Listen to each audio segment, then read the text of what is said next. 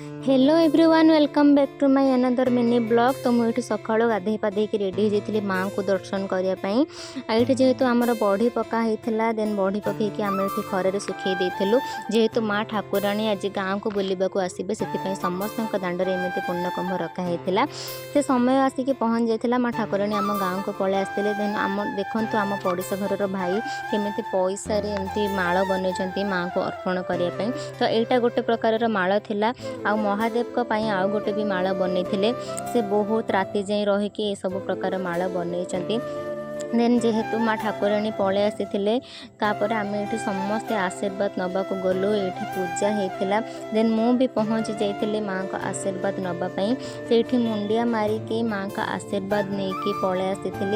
ये देखु फूलमाला भी तैयारी होता माँ को अर्पण करने मंदार फूल देन से ठाकुराणी दर्शन करने मु घरे पहुँच जाइए घरे जेहेतु मो जेजे बापा श्राद्ध थिला एमती पूजा होता पूजा सारिकी बसी पड़ी खावाई तो आज खाइबार थिला भात डाली तरकारी खटा चकुली खाई सारिकी मुझे रेस्ट नौली जेहेतु आज मुझे सका बहुत कम करी देन शोई पड़ी उठिकी दीदी कहले कि मोर टे हेयर स्टाइल करदे तार एमती हेयर स्टाइल करके दीदी आ मु पहुँची जाइल जगन्नाथ मंदिर रे